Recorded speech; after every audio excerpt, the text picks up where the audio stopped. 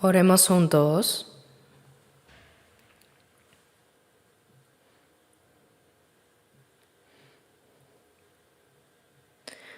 Nuestro Dios Padre misericordioso que nos amas.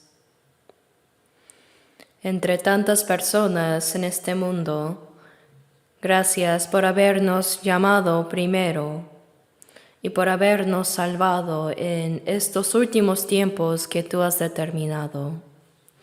Señor, gracias por habernos apartado en este mundo malvado y pecador y por permitirnos servirte dentro de tu iglesia donde nos guías y obras con nosotros. Te agradecemos por tu inmensa gracia que nos acompaña siempre.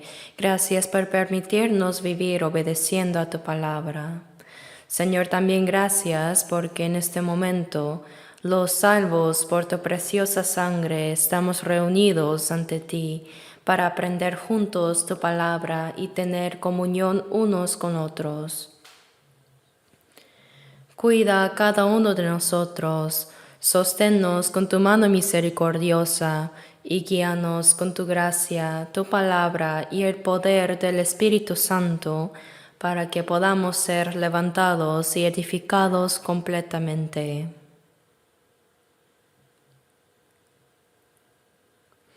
Aún somos débiles y muchas veces no discernimos tu voluntad y actuamos conforme a nuestros propios pensamientos. Pero Señor, tú que sabes nuestras debilidades, guíanos con tu palabra y tu poder y gobierna nuestras vidas para que podamos vivir correctamente para tu gloria y tu voluntad. Señor, también te pedimos que acompañes a todas nuestras iglesias en este país y en el mundo y a todos los hermanos que en medio de las dificultades están guardando su fe y predicando el Evangelio. Llénalos más con tu gracia, palabra y el poder del Espíritu Santo para que puedan vivir dignamente como hijos de Dios y así predicar tu gracia para guiar a muchas almas a la salvación. Dios Padre, así como tú siempre nos ayudas y guías, te pedimos que concedas aún más la libertad, la paz y la seguridad a esta nación. Te pedimos esto para que en estos últimos tiempos podamos servirte sin dificultades y continuar la obra de la evangelización mundial. Señor, concede una vez más la libertad, paz y seguridad a este país. Te pedimos que guíes a todos los líderes políticos para que ellos puedan temer a Dios, para que anden conforme a tu voluntad y tu santa obra. Te rogamos que tú los gobiernes también. Señor, que siempre nos das la palabra necesaria en cada tiempo y que nos enseñas el camino que debemos andar, en esta hora también ayúdanos a comprender más profundamente tu palabra y tu voluntad santa.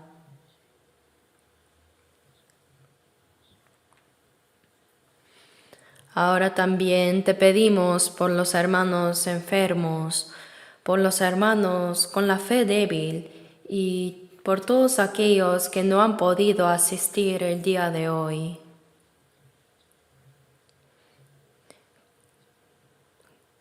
Cuida de cada uno de ellos y concédeles tu gracia conforme a su necesidad.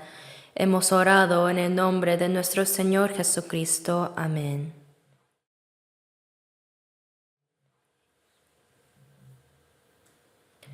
Busquemos la Biblia en Mateo 6.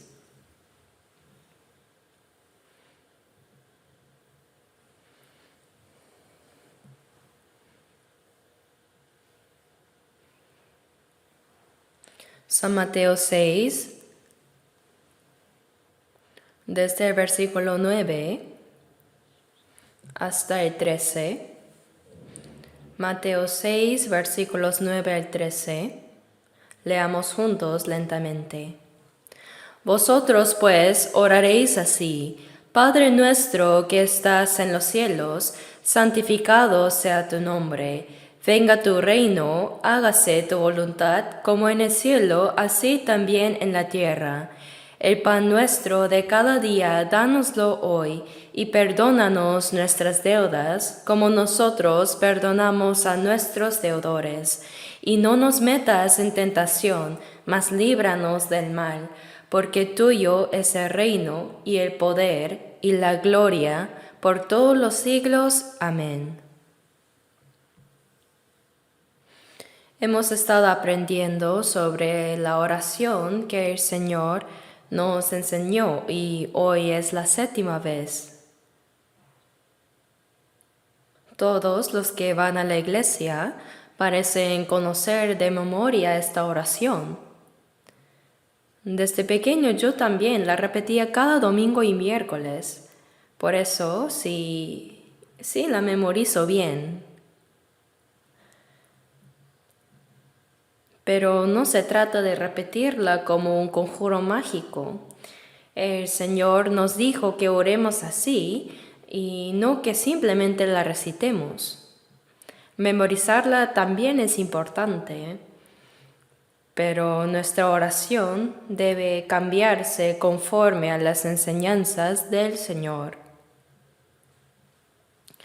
Y no es que debamos orar únicamente con estas palabras, pues hay muchas cosas que debemos pedir, pero en esta oración el Señor nos mostró el modelo de las cosas más esenciales que deben estar presentes en nuestras oraciones.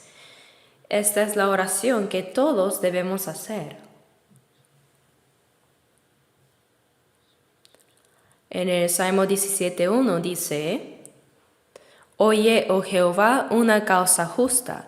Está atento a mi clamor, escucha mi oración hecha de labios sin engaño. Oye, oh Jehová, una causa justa. Está atento a mi clamor, escucha mi oración hecha de labios sin engaño.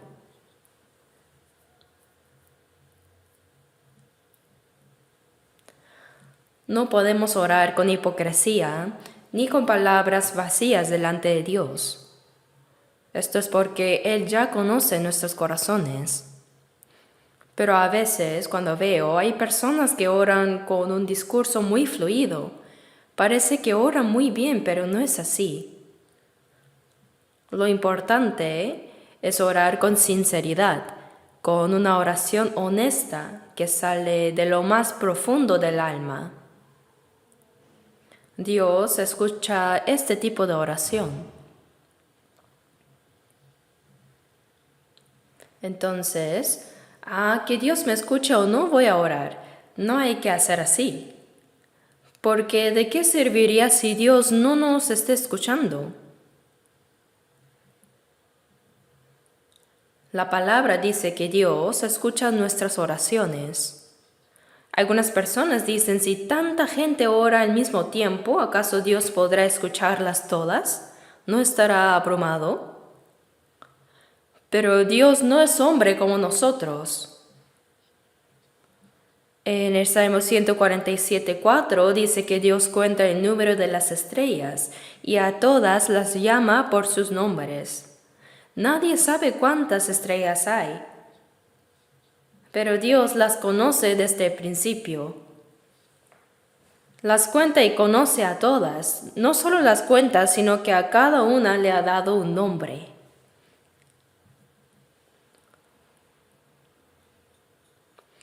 Además, en San Mateo 10:30, Jesús dijo que Dios tiene contados aún todos nuestros cabellos. Él sabe cuántos cabellos tenemos en este momento. Él sabe cuántos tienen ustedes y yo, y hasta cuántos se han caído y salido nuevamente hoy. Esto significa que Dios lo sabe todo. Él sabe todo nuestro corazón también. Y en el Salmo 139 dice: Tú has conocido mi sentarme y mi levantarme. Has entendido desde lejos mis pensamientos. No hay nada que Él no sepa. No hay nada tampoco que podamos esconder de Él. Y Dios nos manda a orar porque le agrada escuchar nuestras oraciones. Nos prometió escuchar nuestras oraciones. Dijo, pedid y se os dará. En Santiago 4:2 dice, no tenéis porque no pedís. Si pedimos, Dios nos da, pero si no oramos, simplemente no recibimos. Aunque hay cosas que Dios nos da incluso sin que lo pidamos, Dios aún así quiere dar sus bendiciones a aquellos que le oran.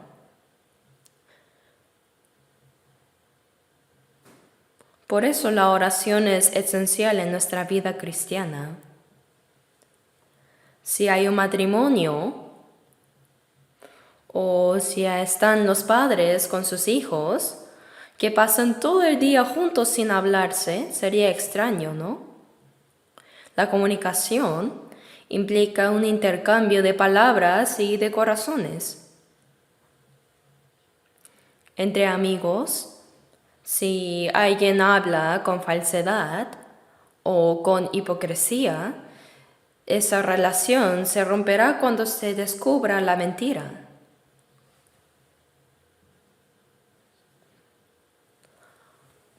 Por ende, para orar correctamente debemos establecer una relación correcta con Dios.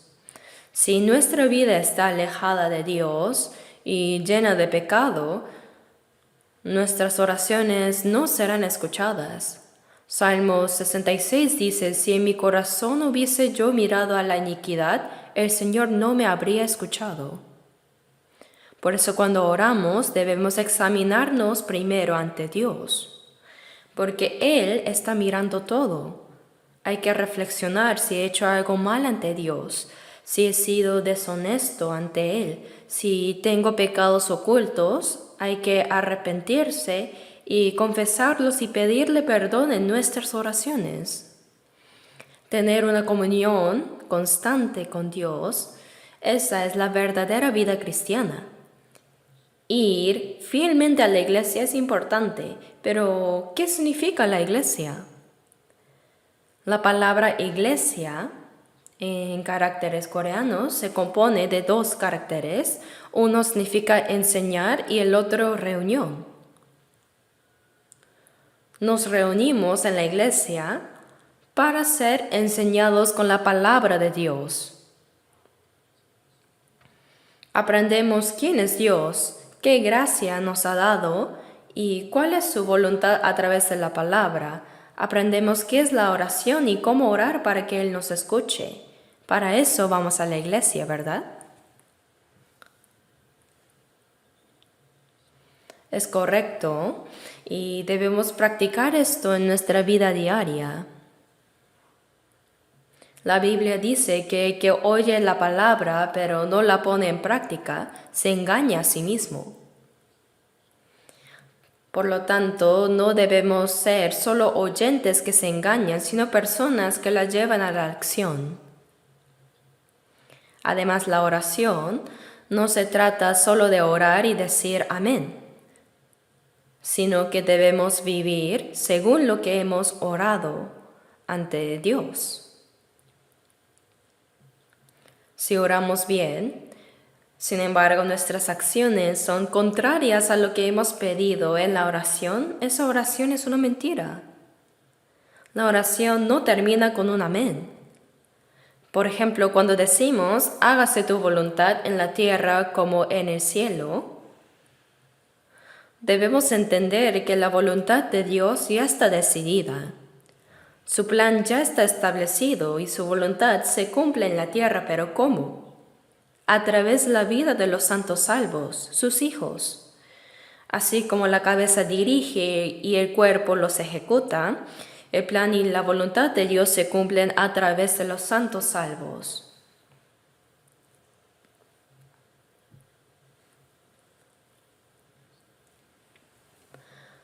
Por eso cuando oramos, decimos, hágase tu voluntad, sea en la vida o en la muerte. y también cantamos alabanzas. Y en el Salmo 33 se nos dice que en los íntegros es hermosa la alabanza. No debemos cantar alabanzas con mentiras. Las letras de los himnos son muy significativas, ¿verdad?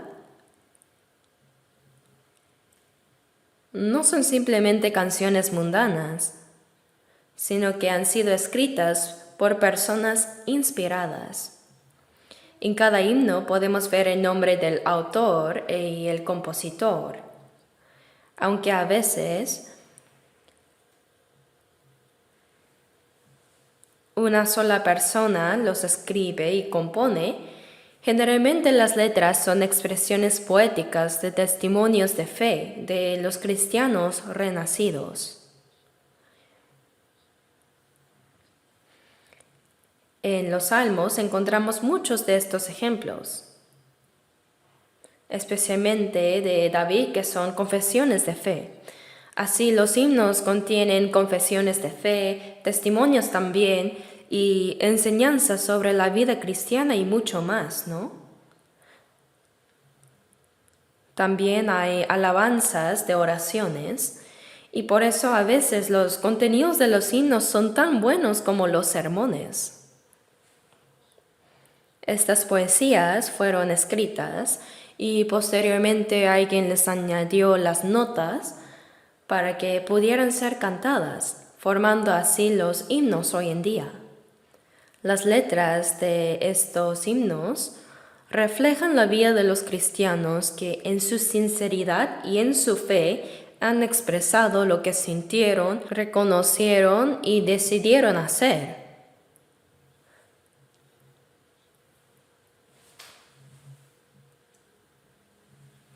Son promesas a Dios escritas en poemas con melodía. Por eso cuando cantamos himnos, nuestras palabras deben coincidir con nuestra vida. Por ejemplo, si cantamos Señor, te amo más que antes, pero en realidad amamos más a nosotros mismos en el corazón y más al dinero o al placer que a Dios, pero decimos te amo más que antes, entonces, ¿qué diría Dios? Espera, ¿cuándo me has amado así? A ver, ¿pueden responder? Nuestro amor por el Señor debe crecer cada día más que antes, ¿verdad? También hay himnos que dicen todas mis pasiones del mundo ya no existen más desde hace mucho tiempo. Dice que ya hace mucho tiempo que desaparecieron los deseos mundanos en su corazón. Así debe ser. Los cristianos deben alejarse del mundo, porque cuanto más nos alejamos del mundo, más nos acercamos a Dios. Si decimos que hemos dejado nuestros deseos mundanos, Dios nos preguntará, ¿de verdad los has dejado?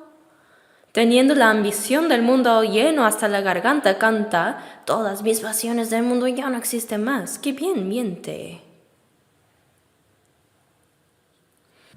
Por eso la gente dice que los creyentes mienten más que todos los domingos en la iglesia. Pero ¿cómo los cristianos podrían mentir en la iglesia? Obvio, hacen oraciones falsas, alabanzas mentirosas, e incluso testimonios falsos. Esto puede ser muy cierto en realidad. Si cantamos sin corazón o también oramos con palabras solo para que otros nos escuchen, sin dirigirnos realmente a Dios, eso no tiene nada que ver con la verdadera fe. Eso es engañar a su propia conciencia, es hipocresía y no debemos hacer esto. La oración no se trata de usar palabras elocuentes. Así como los padres entienden a sus hijos, incluso cuando simplemente dicen papá o mamá, aunque no sepamos orar, si le llamamos Padre, mi Padre, Dios conoce nuestro corazón y Él sabe lo que queremos expresar. Él sabe lo que queremos. Por eso la oración es verdaderamente importante. No oramos para que otros nos escuchen, sino para que Dios nos escuche. Preparando para este estudio sobre Padre Nuestro, al inicio pensé que terminaría en 2 sesiones, pero cuanto más lo estudio, más aprendo de la Biblia. Esta oración de verdad conlleva muchos mensajes. El Señor nos da enseñanzas muy profundas. Por eso en Mateo 6:12 nos quedamos aquí.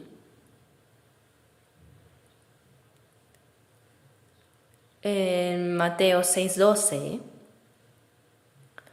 dice, y perdónanos nuestras deudas, como también nosotros perdonamos a nuestros deudores.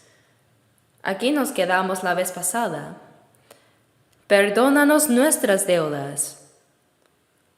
Alguien antes dijo, cuando recibimos la salvación, Dios nos perdonó todos nuestros pecados para siempre. Hebreos 9:12 dice que Cristo obtuvo la eterna redención con su propia sangre y que nunca más se acordará de nuestros pecados e iniquidades. La sangre del Señor perdonó nuestros pecados eternamente. Si la redención no fuera eterna, la salvación no sería perfecta. Si quedara algún pecado sin perdonar, no podríamos ser salvos. Pero nosotros jamás podemos pagar por nuestros pecados. Ni siquiera con lágrimas podemos borrar el pecado. Aunque lloremos un océano de lágrimas, el pecado no desaparecerá ni un poco. Tampoco se borra haciendo buenas obras o logrando grandes cosas para Dios, ni se puede pagar con dinero.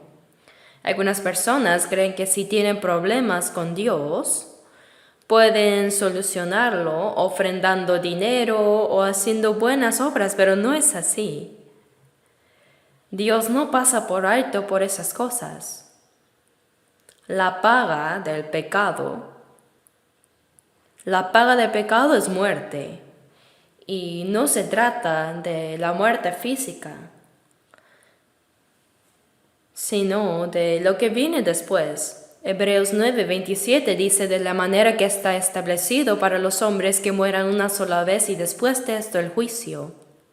Ese es el problema. Los muertos serán juzgados según sus obras y lanzados al lago de fuego. El problema es esa segunda muerte. Los que hacen maldad y van al infierno, incluso aquellos que vivieron moralmente bien, si no han sido salvos, irán al infierno de todos modos. Pero los que roban, estafan, violan, no honran a sus padres, sufrirán en el infierno según lo que han hecho. Por eso Apocalipsis 20 dice que los muertos serán juzgados por las cosas que estaban escritas en los libros según sus obras. Cuando alguien es juzgado, existe un registro de sus crímenes y leyes que establecen las penas correspondientes. Y el juez emite una sentencia según la gravedad del delito, determinando si será cadena perpetua, pena de muerte, aunque actualmente no se aplica tanto, o podrían ser 10 años de prisión. De la misma manera, las personas no salvadas irán al infierno y ahí las penas serán diferentes. Por eso suelo decir a los que no quieren ser salvos que si no van a ser salvos, al menos pequen lo menos posible. ¿Pero acaso si pecan menos el infierno será tibio? No, el infierno es infierno. En fin, no solo existe la muerte física, sino que el mayor problema es que existen el juicio y la condenación eterna. Pero Jesús, el Hijo de Dios sin pecado, murió en nuestro lugar, y Él derramó su sangre para salvarnos y dijo, consumado es. ¿Qué consumó? La obra de cumplir nuestra redención, en otras palabras, el perdón de nuestros pecados, la salvación de los pecadores. Por eso en 1 Pedro 1:18 dice, sabiendo que fuisteis rescatados de vuestra vana manera de vivir, la cual recibisteis de vuestros padres, no con cosas corruptibles como oro o plata, sino con la sangre preciosa de Cristo. El Hijo unigénito de Dios murió como un cordero, derramando su preciosa sangre para perdonarnos eternamente. Cuando creemos en esto, recibimos el perdón total y eterno de nuestros pecados. Jesús pagó completamente el precio de todos nuestros pecados. La paga de pecado era la muerte, pero Jesús tomó nuestro lugar. Él enfrentó el juicio por nosotros y nos dio la vida eterna. Un salvo no será juzgado. En Juan 5:24 dice, de cierto os digo, el que oye mi palabra y crea al que me envió, tiene vida eterna, y no vendrá a condenación, mas ha pasado de muerte a vida. Tiene vida eterna y no vendrá a condenación. ¿Por qué? Ya no será juzgado más porque el Señor recibió el juicio en mi lugar. Mas ha pasado de muerte a vida, es la salvación perfecta. La salvación no se pierde por hacer algo mal. Cuando naces como hijo, eres hijo tanto si te portas bien como mal. ¿Acaso te borran del registro familiar o dicen que ya no eres su hijo? No, eso no sucede. Esa relación de padre e hijo no cambia. Sin embargo, surge un problema. La relación de padre e hijo no cambia. Pero antes, cuando decías padre, él respondía sí, hijo mío. Ahora, después de cometer un error grave, te da miedo acercarte al padre e incluso llamarlo. Hay un problema, el padre le dice hijo malo. Se interrumpe la comunión. Por eso en 1 de Juan 1, versículos 5 y 6, dice que Dios es luz y no hay ningunas tinieblas en él. Si decimos que tenemos comunión con Él y andamos en tinieblas, mentimos y no practicamos la verdad. Las tinieblas representan el pecado. Las tinieblas son algo vergonzoso. Si no andamos en la luz, sino en la oscuridad, no podemos tener comunión con Dios. Quien dice que tiene comunión con Dios, pero camina en la oscuridad, es un mentiroso. Decir que tienes comunión con Dios cuando realmente no la tienes es mentira. Pero si andamos en luz como Él está en luz, andar en la luz significa vivir sin vergüenza delante de Dios. No significa que no pequemos, sino que para los que están en la luz, los pecados se revelan inmediatamente. Pero el que está en la oscuridad siempre trata de esconderse. Pero quien está en la luz, siempre los pecados que comete sin darse cuenta o incluso con intención son expuestos. A veces pecamos sin darnos cuenta por nuestra naturaleza que aún no ha sido transformada. Por ejemplo, nos enojamos, odiamos o insultamos sin darnos cuenta. Estos son pecados involuntarios.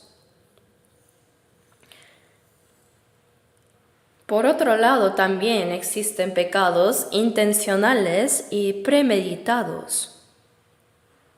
Estos son pecados que cometemos a propósito, habiendo planeado. Son pecados diferentes. Dice, pero si andamos en luz como Él está en luz, tenemos comunión unos con otros y la sangre de Jesucristo, su Hijo, nos limpia de todo pecado.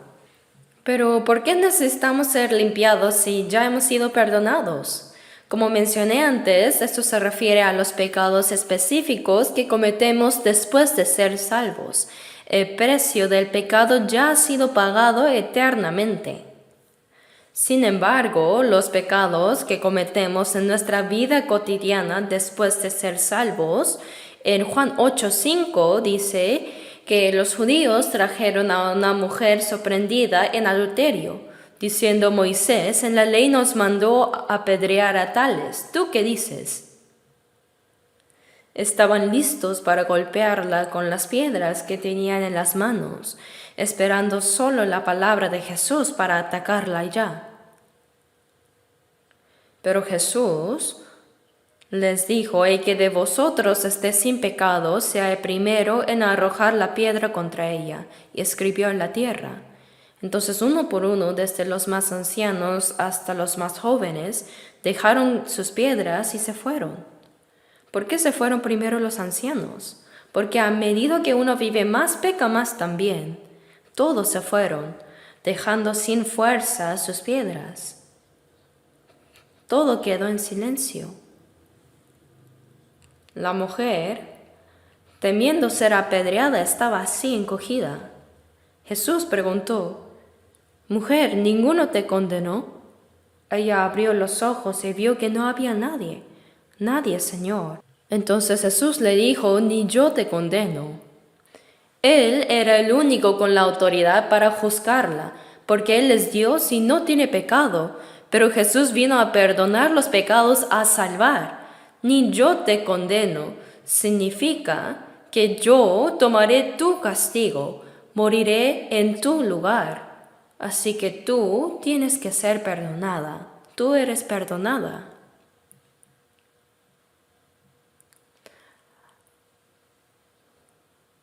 Ni yo te condeno. Aunque en ese momento aún no había muerto, le dijo: vete y no peques más. Vete y no peques más. Este mensaje es para nosotros también.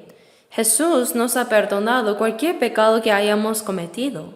Pero Jesús dijo: vete y no peques más. Después de ser salvo, ya no peques más. Realmente no debemos seguir pecando.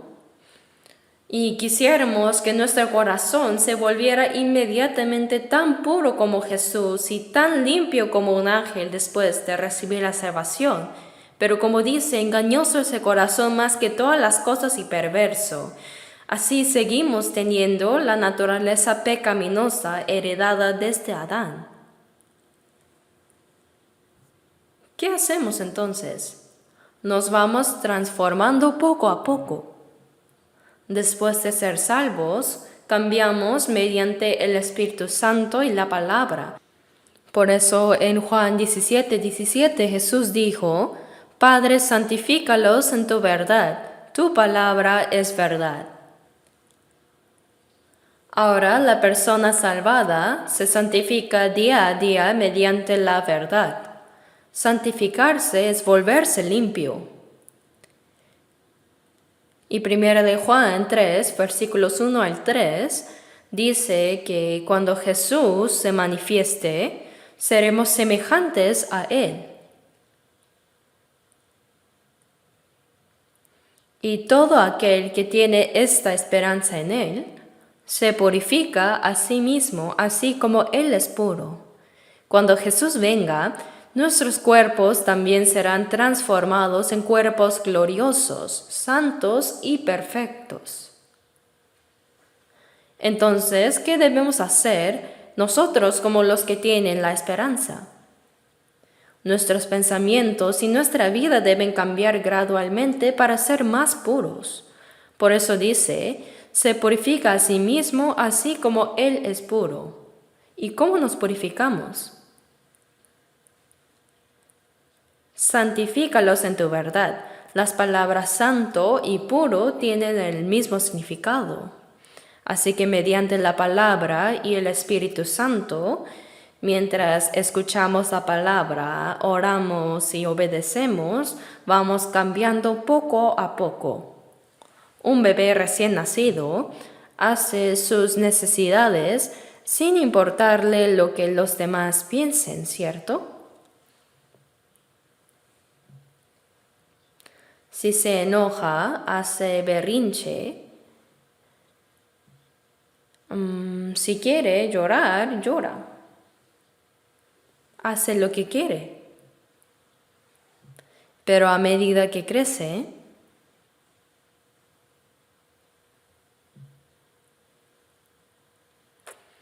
el niño aprende lo que agrada y lo que desagrada a los demás y empieza a actuar con más cuidado y oculta lo que le da vergüenza.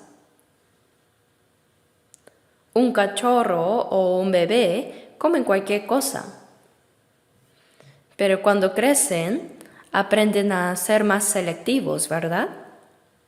Comienzan a entender cómo hacer felices a papá y mamá y así va formándose su personalidad. De la misma manera, cuando somos recién nacidos, nuestra fe, aunque sí recibimos la salvación, aún somos carnales. Como dice 1 Corintios 3:3, aún sois carnales como niños en Cristo, dice. Somos salvos, pero como niños, aún sois carnales. Vivimos completamente según la carne. Estamos salvados, pero no vivimos según el Espíritu Santo. Por eso nuestra fe debe crecer poco a poco. Cuando estudiamos la Biblia, nuestra vieja naturaleza se debilita y la naturaleza de Cristo se desarrolla en nosotros por medio del Espíritu Santo y la palabra de Dios. Por eso Gálatas 4:19, ahí el apóstol Pablo dijo a los hermanos gálatas: hijitos míos, por quienes vuelvo a sufrir dolores de parto hasta que Cristo sea formado en vosotros. Pablo había evangelizado a la iglesia en Gálatas y ellos recibieron la salvación, pero aún no distinguían entre vivir por el Espíritu o por la ley. Seguían siendo carnales. Así que Pablo dijo: hasta que Cristo sea formado en vosotros, vuelva a sufrir dolores de parto por ustedes.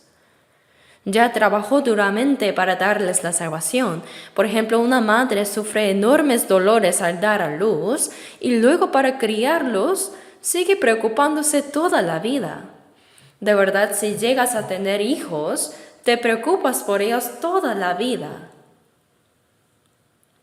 Los cuidas desde pequeño con mucho esfuerzo, los educas, los casas y aunque ellos vivan su vida, igual después te preocupas siempre por su bienestar. Así los padres existen hasta el final para sus hijos. Es en medio de ese amor y ayuda parental que la personalidad se va formando. De buenos padres se forman buenos hijos. Así, después de ser salvados, debemos ir cambiando poco a poco hasta que la imagen y el carácter de Dios se formen en nosotros. Y en Mateo 5:48 Jesús dijo: sed pues vosotros perfectos, como vuestro Padre que está en los cielos es perfecto. Dios es perfecto y santo. Sed perfectos como vuestro Padre es perfecto. ¿Cómo podemos ser perfectos como Dios? Un buen padre no dice a su hijo: está bien con que seas como yo solo a medias. No. Aunque no sea mejor que él, el buen padre quiere que su hijo por lo menos sea como él. Y en 2 de Pedro 1:4 dice que somos participantes de la naturaleza divina, habiendo huido de la corrupción que hay en el mundo a causa de la concupiscencia. Así debemos ser.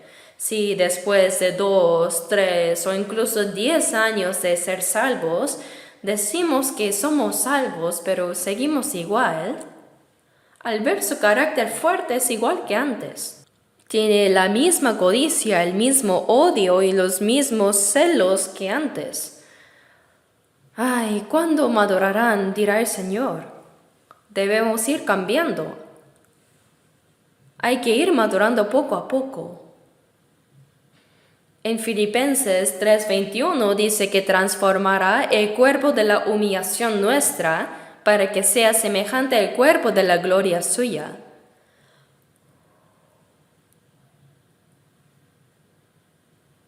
Se dice que el gusano se convierte en cigarra después de unos 7 años. Durante esos 7 años pasa por un proceso de transformación. Y cuando llega el momento se transforma, deja el aspecto de gusano y la cigarra vuela alto.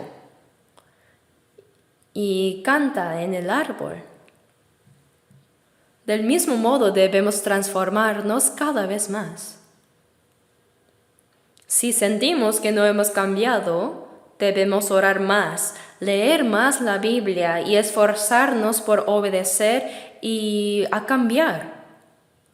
Debemos orar mucho: Señor, ayúdame, renuévame con tu Espíritu Santo para reflejar tu imagen. Hay un himno que dice eso también, ¿no?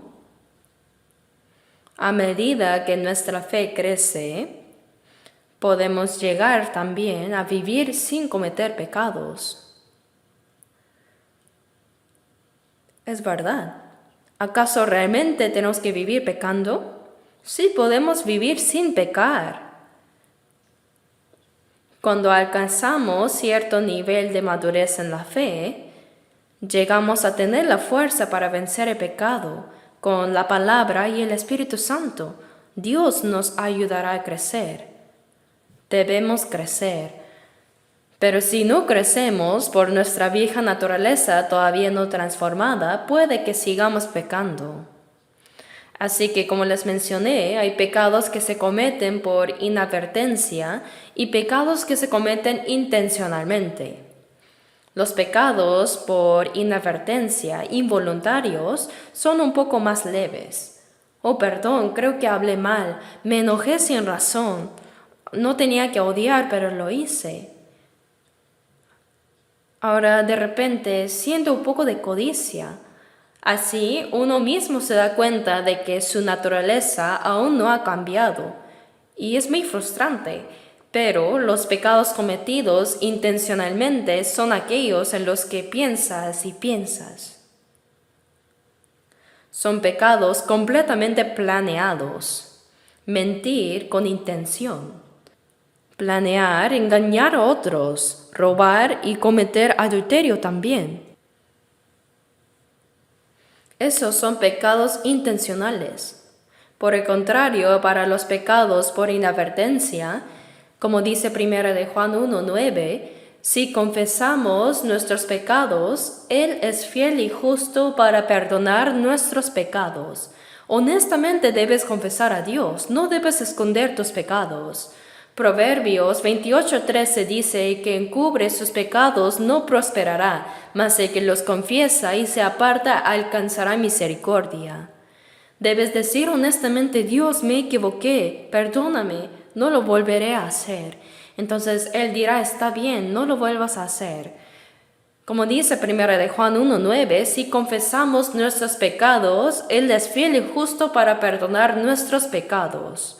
No solo nos perdona, sino que también nos ayuda a no volver a pecar, nos limpia con su verdad. Así, cuando nos arrepentimos y nos alejamos del pecado, nuestra fe crece gradualmente y nuestro carácter se forma. Así que no hay necesidad de preocuparse demasiado.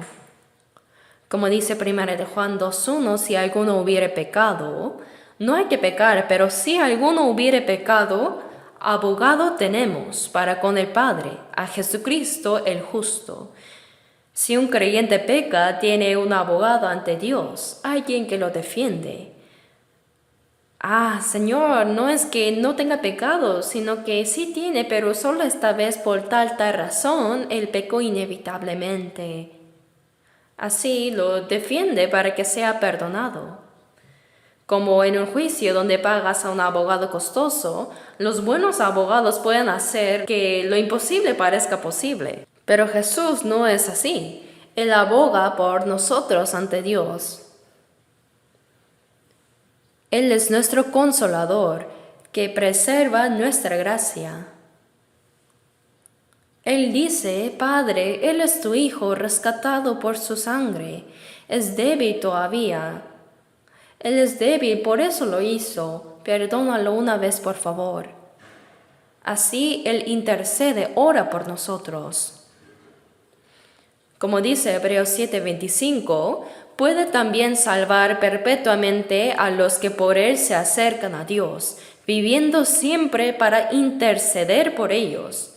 El Señor siempre está intercediendo por nosotros. Debemos estar agradecidos. El problema ahora es el problema cometido intencionalmente. El pecado intencional es un pecado más grave, más grande. Por supuesto, cuando un creyente peca, no será juzgado como un no creyente, ni irá al infierno ni será destruido, porque el Señor ya perdonó todos nuestros pecados eternamente, pero sí hay un problema. Cuando peca, ya sea por inadvertencia o intencionalmente, un pecado es pecado. Cuando pecas, no puedes tener comunión con Dios. La comunión debe ser restaurada. Padre, sí, hijo mío. Así. Incluso entre los esposos deben tener una buena comunicación.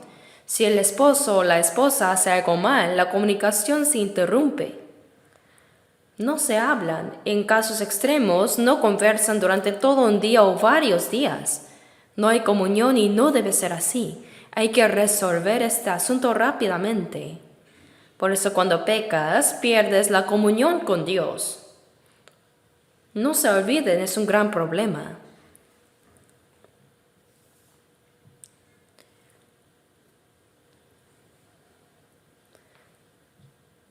Por eso incluso para los pecados pequeños cometidos por inadvertencia es necesario arrepentirse y orar, diciendo, Dios, me equivoqué.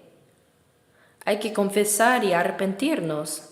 Si hacemos eso, Él nos va a perdonar como si no hubiéramos pecado. Y la comunión se restaura. Pero con los pecados intencionales, no es tan simple. Debe haber una confesión, pero eso no lo resuelve todo. ¿Qué se necesita? Hay disciplina. Es un asunto muy importante. En el Salmo 51, el rey de Israel, David, cometió un gran pecado. Mientras las guerras con los pueblos paganos estaban en curso, sus soldados leales estaban en el campo de batalla.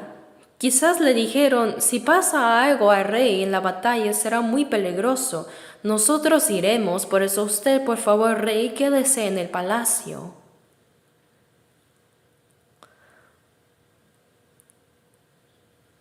Quizás por eso él se quedó. Y bueno, David durmió hasta muy tarde y mientras paseaba por la azotea de su palacio, vio a una mujer bañándose. Pero no entiendo por qué justo estaba bañándose en un lugar tan visible. Se veía todo. Se veía bien. Le pareció hermosa. Le pareció atractiva y cautivadora. Por eso preguntó quién es ella. Ah, es la esposa de Urías, el general. Urías estaba en el campo de batalla, era un soldado leal. Entonces David mandó llamarla, seguro habrá dicho, vamos a compartir una taza de té. Pero ahí David fornicó con Betsabé.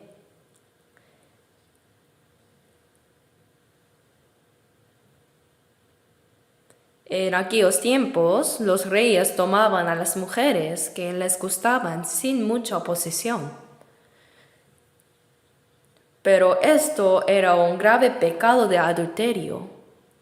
Fue una transgresión directa del séptimo mandamiento de la ley de Dios.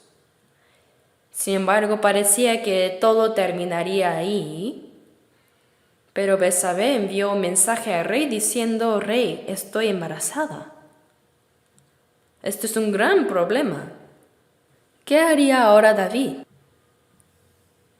Por eso, para encubrir su pecado, mandó llamar a Urías desde el campo de batalla y le concedió un permiso especial para que fuera a casa a descansar. Pero Urías no fue a su casa. En lugar de eso, durmió junto a los demás soldados. David le preguntó, ¿por qué no fuiste?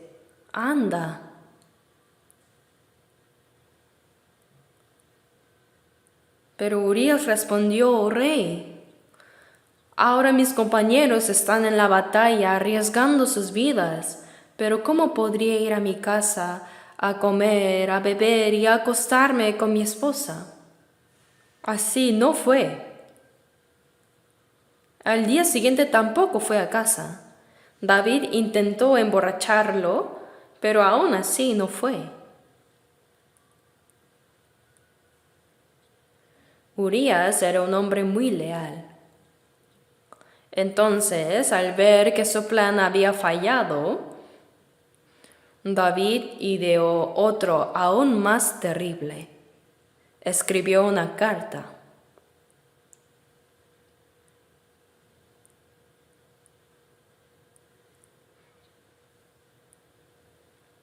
Y la envió con Urías a Joab, el comandante del ejército.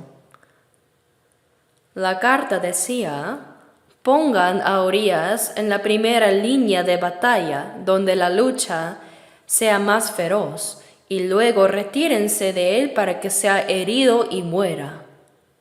Le ordenó que lo mataran.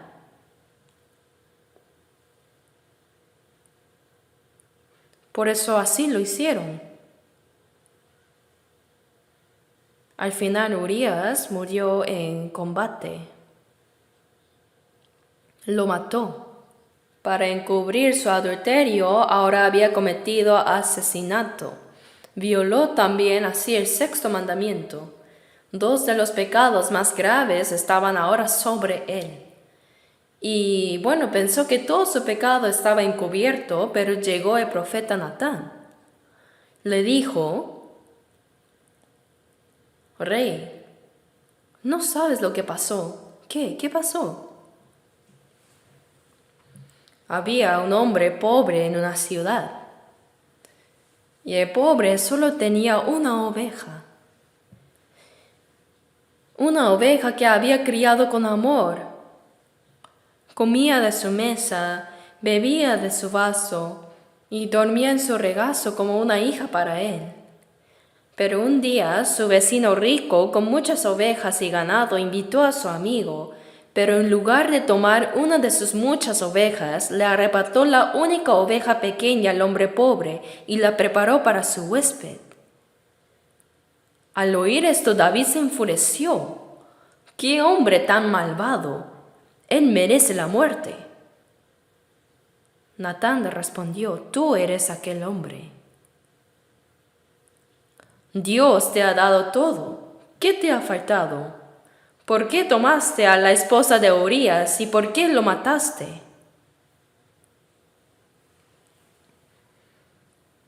Realmente los profetas de Dios eran muy valientes. Natán se atrevió a decir la verdad incluso ante el poderoso rey David. David, si hubiera querido, ¿tú te atreves a revelar mi pecado? Podría así haber ordenado su ejecución en ese mismo momento. Pero David, aunque había pecado gravemente, temía al Señor. Se arrepintió de todo corazón y su oración de arrepentimiento quedó registrada en el Salmo 51. Después de ser reprendido por el profeta Natán. ¿Por qué he pecado? He aquí, en maldad he sido formado, y en pecado me concibió mi madre. ¿Cómo se comete pecado? Yo era pecador desde que nací. No pude vencer este pecado. Dios mío, perdona mis pecados.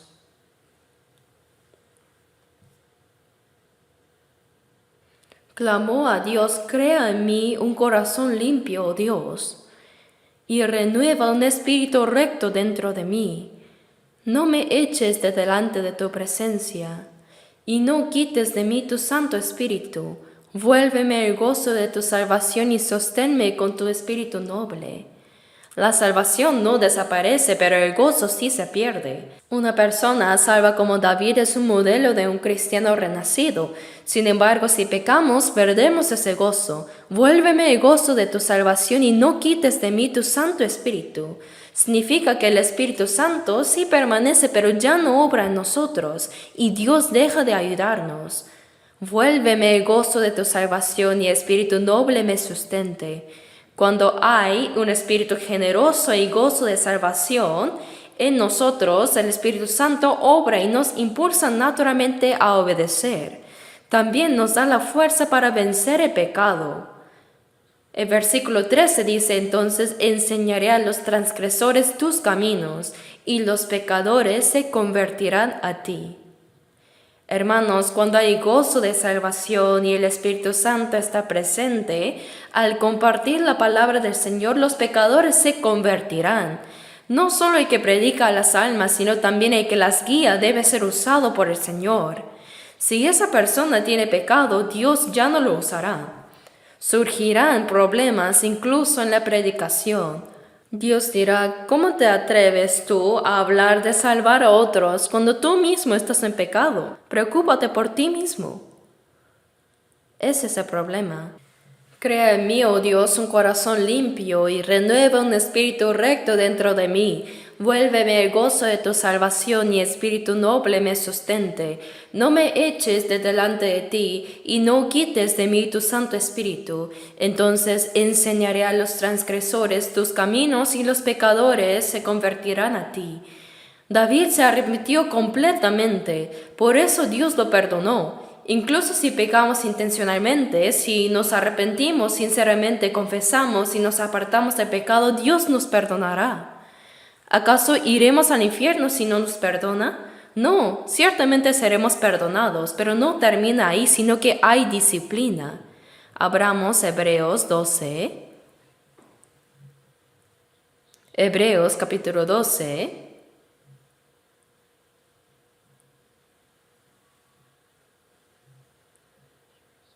Hebreos 12, desde el versículo 6 hasta el 10.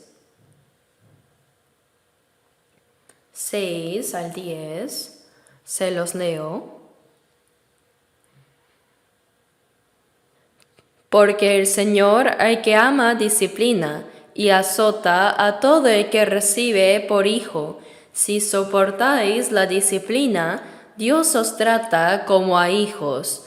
Porque ¿qué hijo es aquel a quien el Padre no disciplina? Pero si se os deja sin disciplina, de la cual todos han sido participantes, entonces sois bastardos y no hijos. Por otra parte, tuvimos a nuestros padres terrenales que nos disciplinaban y los vulnerábamos. ¿Por qué no obedeceremos mucho mejor al Padre de los Espíritus y viviremos? Y aquellos ciertamente por pocos días nos disciplinaban como a ellos les parecía, pero para lo que nos es provechoso, para que participemos de su santidad. Un hijo de Dios salvo cuando peca, dice al que ama disciplina, porque es su hijo. A los hijos de otros no les importa, ¿verdad? Que hagan bien o no, no le pegamos. Pero como es su propio hijo y como lo ama, lo disciplina. En Proverbios 13:24 dice, el que detiene el castigo, a su hijo aborrece. Es disciplina. Si no reprende ni disciplina, a su hijo aborrece, dice. Mas el que lo ama desde temprano lo corrige. Así que al que ama, disciplina y azota a todo el que recibe por hijo. Cuando yo era pequeño, tenía 5 hermanas mayores. Mi padre tuvo 5 hijas antes de tenerme a mí, así que yo era un hijo increíble. Mis hermanas debieron sufrir mucho cuidándome, pero no recuerdo que mi padre me pegara. Mientras que mi madre, quien me amaba terriblemente, ella sí me castigaba. Si hacía algo mal, me ponía el látigo en alto. No me lo bajaba porque sabía que lo rompería, así que lo mantenía allá arriba. Cada vez que me comportaba mal, ella me miraba a mí y de ahí el látigo. Era como decirme, prepárate. Pero ella no me castigaba cada vez, sino que recordaba, para colmo tenía muy buena memoria. Por eso después de acumular varias faltas, cuando levantaba la vara me decía, levántate de pantalón, ¿recuerdas que hiciste esto y esto? ¡Sas! No me podía mover. Lo hacía porque me amaba. Si soportáis la disciplina, Dios os trata como a hijos. Nos disciplina porque somos sus hijos. A los que no son salvos no los disciplina, no se interfiere hasta que vayan al infierno. Simplemente los meterá al infierno. Hasta que se salven, Dios los observa. ¿Qué hijo es aquel a quien el Padre no disciplina? Pero si se os deja sin disciplina, entonces sois bastardos y no hijos. Si no hay disciplina, significa que no son hijos legítimos, no son hijos realmente. Algunos hermanos dicen, Dios no me castiga, así que yo debo ser el hijo menor. No, Dios no tiene hijos menores. A veces a los menores se les perdona algo por ser inmaduros, pero Dios no hace eso. No tener disciplina significa que no es hijo. Es más aterrador. Quizás no soy realmente un hijo de Dios. Tiene que pensar. Por otra parte, tuvimos a nuestros padres terrenales que nos disciplinaban y los venerábamos. ¿Huíamos cuando nos castigaban? No, recibíamos el golpe y decíamos, Padre, lo siento, no lo volveré a hacer. Lo respetamos. Entonces, ¿por qué no obedeceremos mucho mejor al Padre de los Espíritus y viviremos? Nuestro Padre Dios es el Padre de todos los espíritus, ¿verdad? Todos los salvos somos sus hijos. Padre nuestro que estás en los cielos. Y aquellos ciertamente por pocos días nos disciplinaban como a ellos les parecía, pero para lo que nos es provechoso, para que participemos de su santidad. Nuestros padres terrenales nos disciplinaban según su propio criterio, pero Dios, nos disciplina para lo que nos es provechoso, para que participemos de su santidad. El Padre de los Espíritus nos disciplina para alejarnos del pecado y santificarnos, porque para participar de la gloria de Dios debemos ser santos, para que participemos de su santidad. Así que no olvidemos que hay disciplina. La disciplina de Dios puede manifestarse de diversas maneras, dependiendo del pecado o de la condición espiritual de la persona.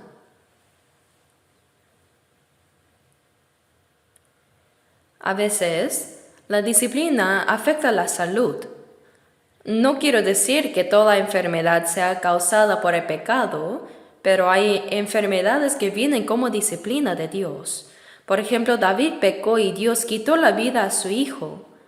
A veces los hijos pueden sufrir por los pecados de los padres, aunque esto sucede en circunstancias especiales. Pero sí, la disciplina de Dios puede causar enfermedades. Por eso en Santiago 5 dice, ¿está alguno enfermo entre vosotros? Llame a los ancianos de la iglesia y confesaos vuestras ofensas unos a otros y orad unos por otros para que seáis sanados.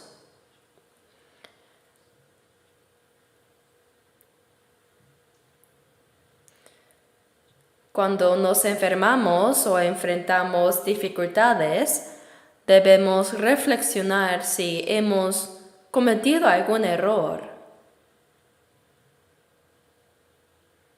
Aunque no siempre sea una disciplina, la reflexión constante es necesaria. Si no nos examinamos a nosotros mismos, la disciplina puede llegar en cualquier momento.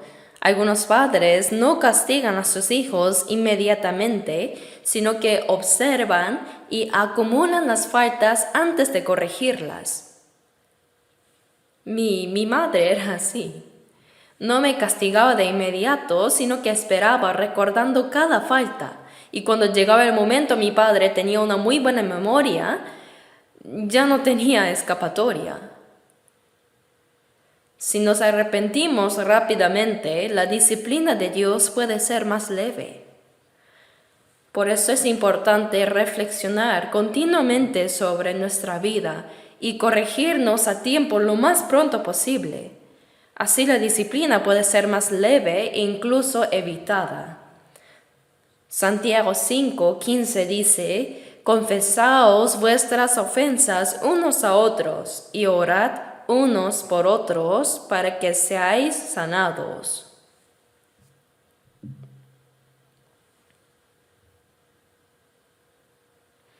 Y a veces la disciplina de Dios se manifiesta como angustia en el corazón. El sufrimiento interior también es una forma de disciplina. Es una disciplina también. Otras veces puede ser a través de lo material. Si, por ejemplo, alguien engaña o roba a otros, debe estar preparado para perder varias veces de lo que tomó. Dios puede quitarle el material de golpe. Y aunque no haya robado,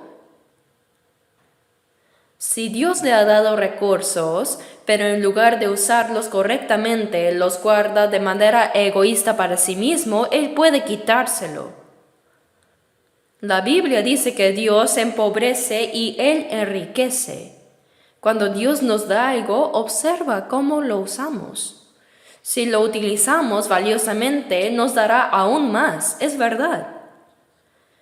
Si lo usamos para su obra, para predicar el Evangelio y para ayudar a otros, Dios se complace y nos bendecirá más. Sin embargo, si usamos lo que Dios nos ha dado solo para nosotros mismos, con avaricia y sin generosidad, puede quitarle hasta lo que tiene. He visto personas así. Debemos recordar que nuestros bienes provienen de Dios y que malgastarlos es un pecado. Santiago 4:17 dice: y el que sabe hacer lo bueno y no lo hace, le es pecado. Hacer el bien incluye compartir el Evangelio.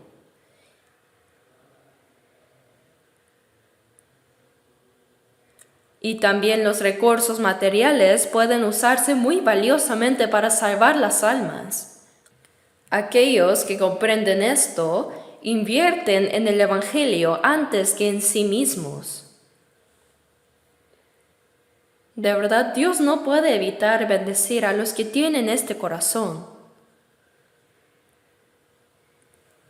Por eso Proverbios 11 dice: hay quienes reparten y les es añadido más, y hay quienes retienen más de lo justo, pero vienen a pobreza. También debemos ayudar a los hermanos necesitados. Ser mezquino también es pecado. Primera de Juan 3:17 dice: el que ve a su hermano tener necesidad y cierre contra él su corazón, ¿cómo mora el amor de Dios en él? A veces nuestro corazón nos dice que ayudemos, pero la carne nos detiene. Debemos romper ese egoísmo. La Biblia nos dice: dad y se os dará. ¿Cuánto? Medida buena, apretada, remecida y rebosando darán en vuestro regazo. En Lucas 6:38 dice: dad y se os dará. ¿Cuándo? ¿Cuánto? Medida buena, apretada, remecida y rebosando. Si uso correctamente lo que es de Dios, Él me dará más. Y si sigo usando, me dará más. Para predicar el Evangelio, para ayudar a los hermanos, Dios se divertirá también. Oh, tú sabes usar bien el dinero, toma. Pero aunque le dé, si no sabe gastarlo correctamente, Dios dirá: no, esto no sirve, y se lo quitará. He conocido personas que tienen negocios prósperos y ganaban mucho, pero en su avaricia ignoraban las necesidades de la iglesia y de los hermanos. ¿Y qué pasó? Perdieron todo, incluso sus casas.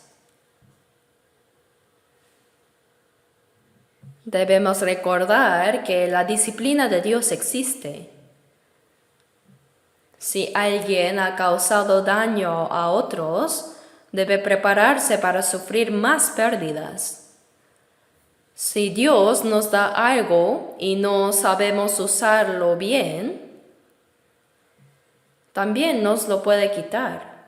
Deben saber que los cristianos reciben disciplina a través de lo material. Deben tener la disciplina de Dios.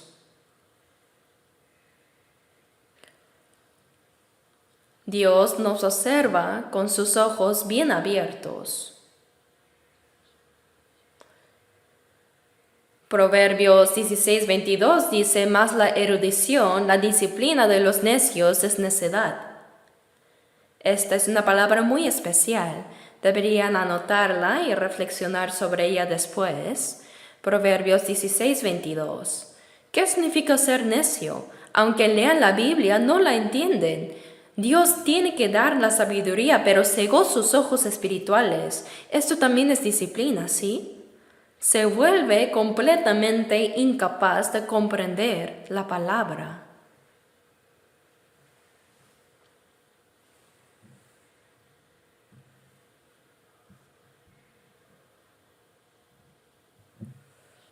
Y en casos extremos, cuando alguien persiste en el pecado sin arrepentirse, Dios puede incluso quitarle la vida. Miren el caso del rey Saúl.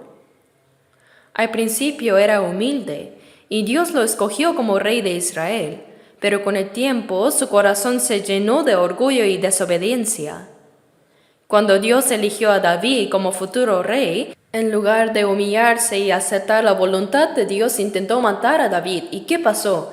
Al final fue él quien murió, porque Dios permitió que los filisteos lo mataran. El orgullo también es pecado. Ser soberbio ante Dios.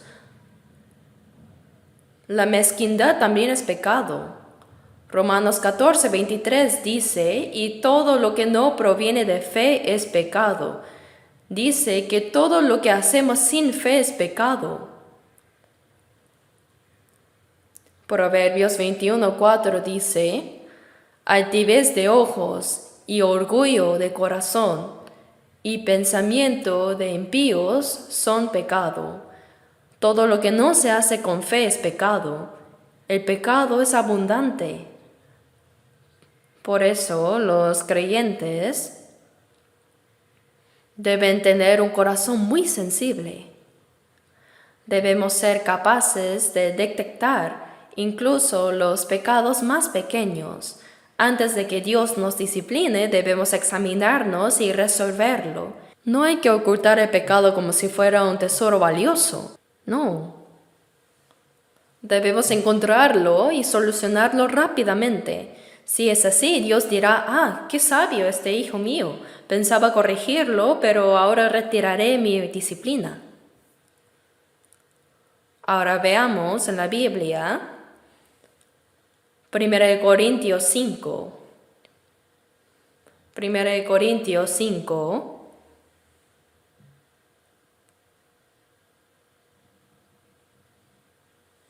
Primera Corintios 5. Leamos los versículos 4 y 5. 4 y 5.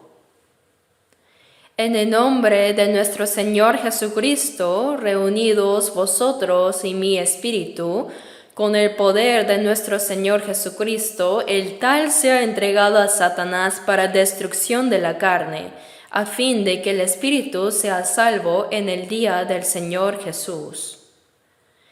En la iglesia de Corinto había personas que habían pecado y no se arrepentían. Por eso Pablo dijo: en el nombre de nuestro Señor Jesucristo, reunidos vosotros y mi espíritu, con el poder de nuestro Señor Jesucristo, el tal sea entregado. El tal aquí se refiere a la persona que había cometido adulterio, pero en lugar de arrepentirse lo ocultaba. El tal se ha entregado a Satanás para destrucción de la carne. No solo este pecado, sino hay pecados graves que si la persona no se arrepiente, Dios puede incluso quitarle la vida. El tal se ha entregado a Satanás para destrucción de la carne, a fin de que el espíritu sea salvo en el día del Señor Jesús. La carne puede ser destruida por Satanás hasta morir, pero no significa que todo cristiano que muere repentinamente es por la disciplina divina. Hay que ser cuidadosos con esto. Algunos pueden estar siendo disciplinados hasta el punto de morir y ni siquiera darse cuenta de que es por causa de su pecado. Eso es otro problema. El tal se ha entregado a Satanás para destrucción de la carne. El cuerpo será destruido, a fin de que el espíritu sea salvo en el día del Señor Jesús. Una persona salva no perderá su alma, pero puede llegar al punto de que su carne sea destruida. Eso también deben saberlo. La disciplina existe, pero la perdición no. Muy especial, ¿verdad? Pero no por eso pueden pensar, como no iré al infierno, puedo pecar. Eso también traerá problemas cuando estén delante del Señor. Habrá una gran reprensión. No deben pensar que pecar les irá bien. El pecado destruye su propia vida y su propia vida cristiana.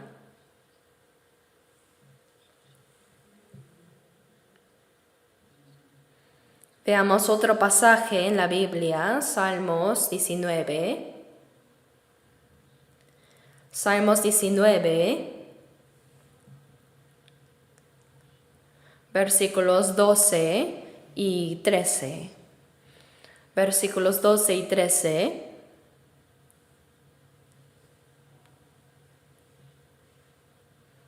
(12 a 13).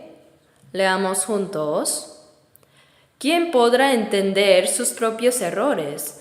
Líbrame de los que me son ocultos. Preserva también a tu siervo de las soberbias, que no se enseñoreen de mí. Entonces seré íntegro y estaré limpio de gran rebelión. ¿Quién podrá entender sus propios errores? Líbrame de los que me son ocultos. Aquí menciona los pecados ocultos. Hay pecados que permanecen escondidos que incluso la persona misma no las reconoce. A veces pecamos y ni siquiera nos damos cuenta o no queremos admitirlo.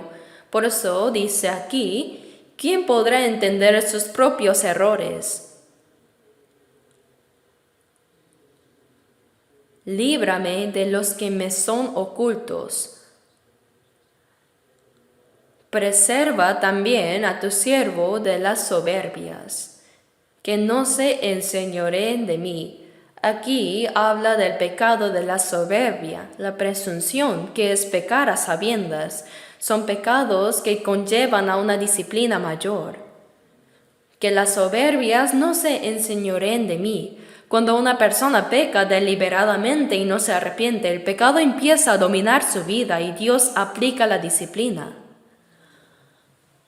Además, un pecado da lugar a otro pecado y así sigue la cadena de consecuencias.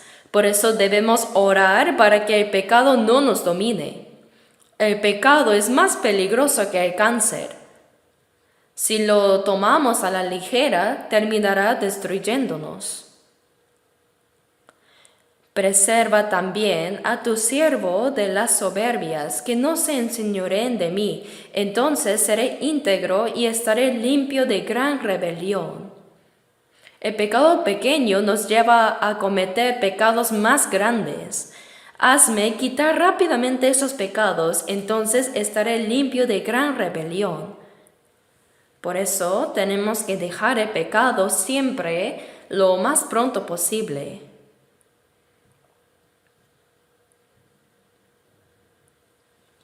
Ahora leamos otro pasaje, Salmos 139. Salmos 139.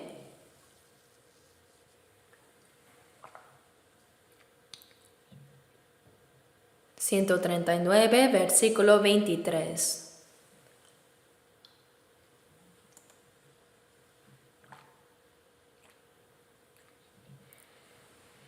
Versículos 23 y 24, leamos juntos. Examíname, oh Dios, y conoce mi corazón. Pruébame y conoce mis pensamientos, y ve si hay en mí camino de perversidad, y guíame en el camino eterno. Examíname, oh Dios, y conoce mi corazón. Pruébame y conoce mis pensamientos, y ve si hay en mí camino de perversidad. Debemos pedirle a Dios que nos examine, que nos haga ver lo que está mal en nuestra vida y que nos guíe en su camino. Necesitamos reflexionar en la palabra de Dios y pedirle que nos dé entendimiento para reconocer nuestros pecados y corregirnos. Cuando oramos a veces, Dios nos hace darnos cuenta de los pecados que ni siquiera habíamos considerado. Nuestra conciencia se ilumina y en la oración podemos reconocer cosas como el odio hacia alguien, la envidia, los celos o corazón malo y otros pecados. Incluso el corazón puede llegar a ser soberbio sin darnos cuenta. Hay que reconocer esas cosas también. Ve si hay en mí camino de perversidad y guíame en el camino eterno. No podemos caminar en el camino eterno con el pecado, ¿no? Entonces, ahora veamos Proverbios 28. Proverbios 28.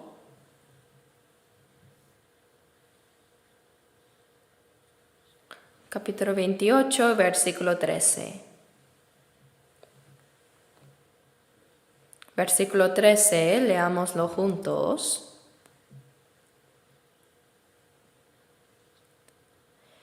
El que encubre sus pecados no prosperará, mas el que los confiesa y se aparta alcanzará misericordia.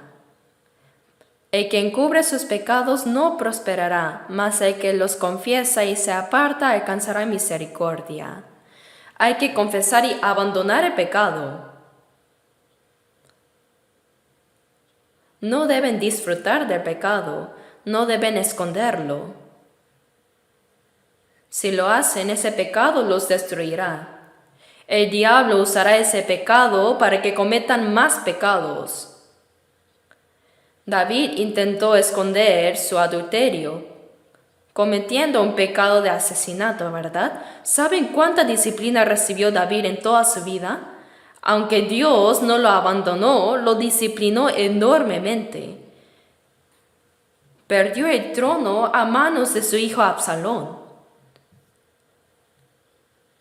Su hijo Absalón públicamente tomó a las concubinas de David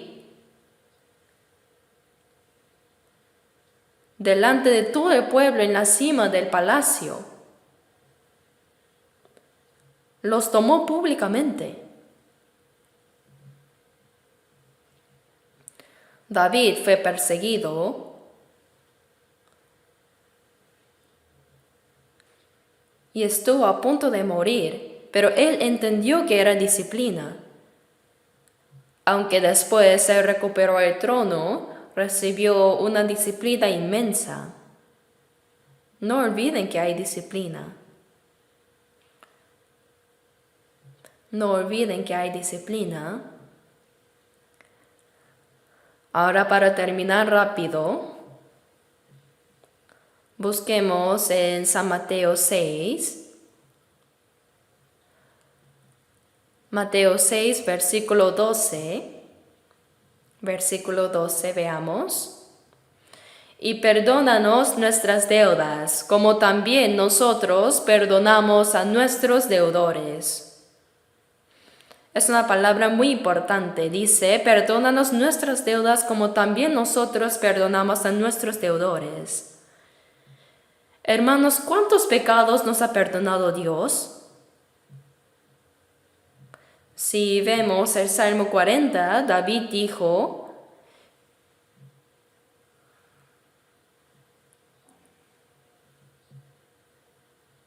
mis iniquidades me han rodeado más de lo que puede contar.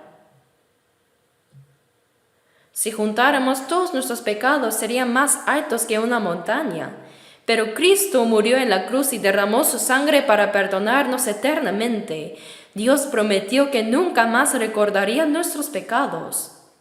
Por eso decimos: y perdónanos nuestras deudas, como también nosotros perdonamos a nuestros deudores. Perdónanos nuestras deudas, como también nosotros perdonamos a nuestros deudores. Dios nos ha perdonado.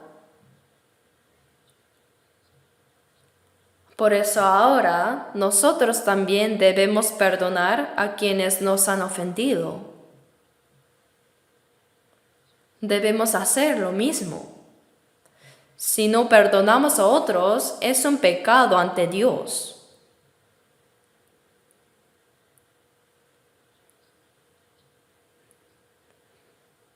Señor, como hemos perdonado a otros, también perdónanos a nosotros. Si no perdonamos los pecados de otros, pero le pedimos a Dios que nos perdone, esto está completamente equivocado. Verán, si no perdonamos los pecados de los demás, a los ojos de Dios, eso también es pecado. Dios nos ha perdonado tantos pecados y nosotros no podemos perdonar los pecados que otros han cometido contra nosotros. Por eso Pedro preguntó: Señor, ¿cuántas veces perdonaré a mi hermano que peque contra mí? ¿Hasta 7 veces? No, sino hasta 70 veces 7. Es decir, infinitamente, sin límite alguno. El Señor nos ha perdonado tanto. Somos personas que necesitamos ser perdonadas toda la vida. Hemos sido perdonados eternamente y seguiremos necesitando perdón en el futuro. Pero cuando alguien nos hace mal, después de perdonar 1 o 2 veces, decimos: ya no puedo soportarlo más. ¿Qué harán entonces? ¿Qué sucederá si deciden no perdonar? Continuamos siendo perdonados por Dios. Por tanto, debemos perdonar los pecados de otros de la misma manera que Dios nos perdonó. Entonces, debemos perdonar los pecados de los demás. No podemos orar pidiendo perdón a Dios si no somos capaces de perdonar a los demás, ¿verdad?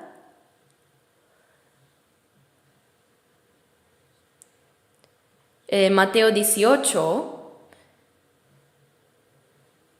Jesús contó una parábola sobre un hombre que debía 10,000 talentos y fue capturado. Pero como no podía pagar, su señor tuvo compasión y le perdonó toda la deuda. Sin embargo, ese mismo hombre salió y encontró a alguien que le debía 100 denarios.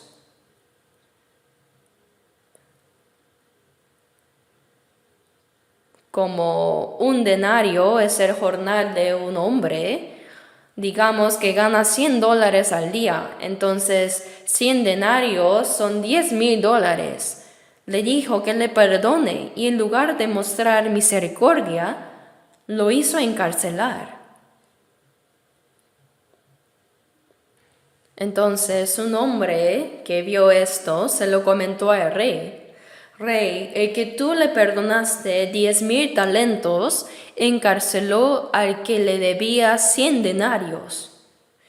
Cuando el rey se enteró, se indignó, pues 10,000 talentos son más de 100 billones de dólares. Yo te perdoné una deuda enorme, ¿y tú no pudiste perdonar una deuda menor?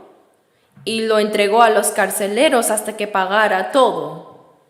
Así dijo Jesús, si no perdonáis a vuestro hermano, tampoco vuestro Padre Celestial os perdonará. Debemos saber que si tenemos un corazón que no perdona a los demás, Dios tampoco nos perdonará. No poder perdonar también es pecado, ¿me dejo entender? En Lucas 23, versículo 34, cuando Jesús estaba muriendo en la cruz, oró por aquellos que lo crucificaban y lo maldecían con gestos de burla, diciendo, Padre, perdónalos, porque no saben lo que hacen. No saben lo que hacen. Jesús nos enseñó a orar por nuestros enemigos y a amar y a orar por los que nos persiguen. ¿De verdad podemos hacer esto?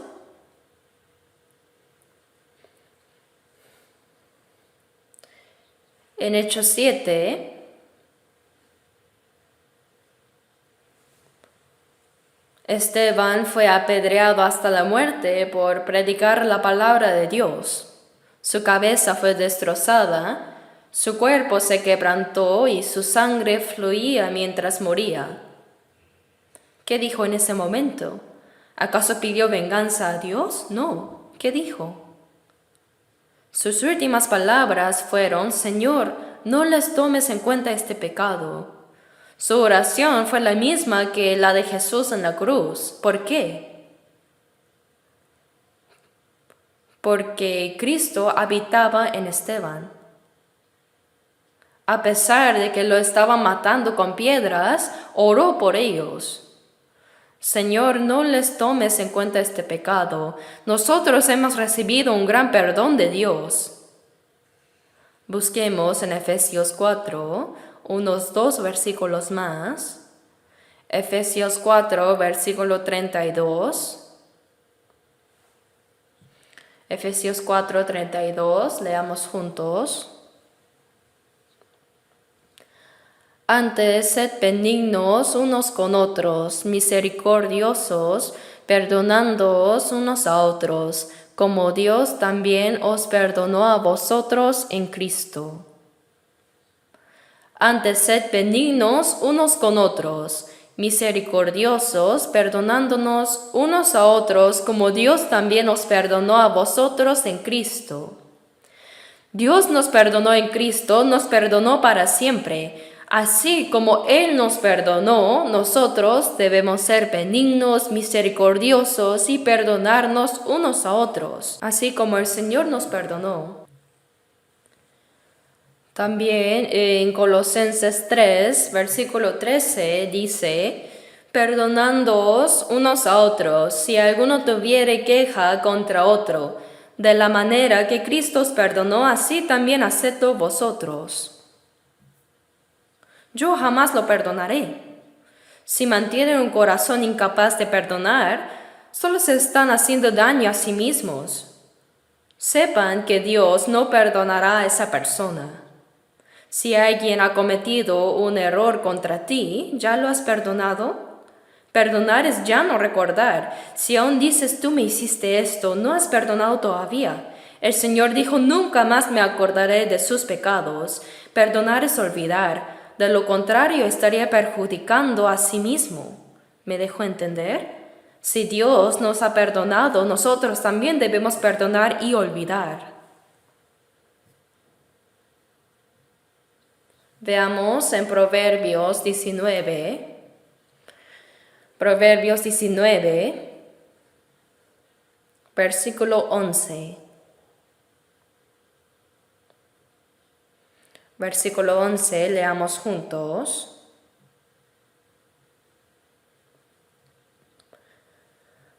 Proverbios 19, versículo 11. La cordura del hombre detiene su furor, y su honra es pasar por alto la ofensa. La cordura del hombre detiene su furor. Aquellos que expresan sus emociones sin control cuando están enojados en realidad no entienden, no tienen la sabiduría, son necios. La persona prudente sabe controlarse.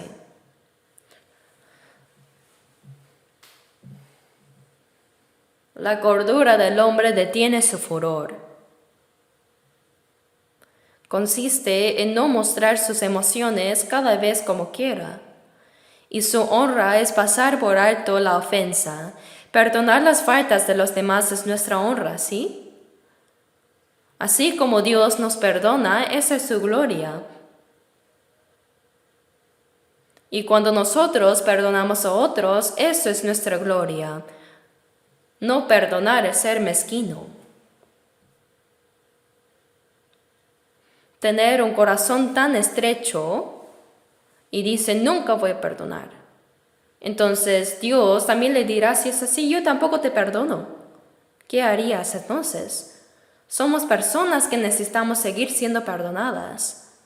Por eso oramos diciendo, perdónanos nuestras deudas, como también nosotros perdonamos a nuestros deudores. ¿Cómo podemos pedir a Dios que perdone nuestros pecados si nosotros no perdonamos a los demás? No podemos orar sinceramente si en nuestro corazón guardamos rencor.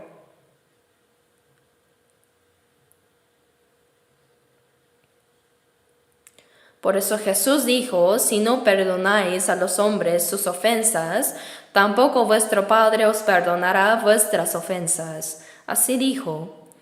El no poder perdonar, el resentimiento en el corazón es un pecado. La soberbia es pecado también. La falta de fe es pecado. La avaricia y la mezquindad también son pecado. Debemos examinar lo que es pecado a la luz de la palabra. Si nuestra conciencia está despierta y el pecado se hace evidente, si vivimos correctamente delante de Dios, Él no solo nos perdona, sino que también renueva nuestros corazones y vidas. Oremos juntos.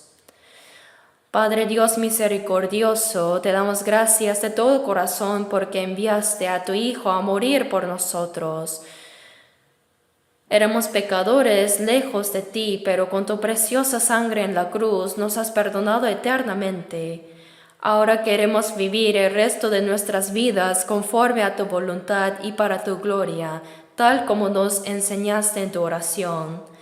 Sabemos que cuando pecamos, tú nos disciplinas y que debemos arrepentirnos y obedecer a tu palabra para no volver a caer en el pecado. Ayúdanos para que el pecado no tenga dominio sobre nosotros y para que podamos vivir solo para tu voluntad y para tu gloria.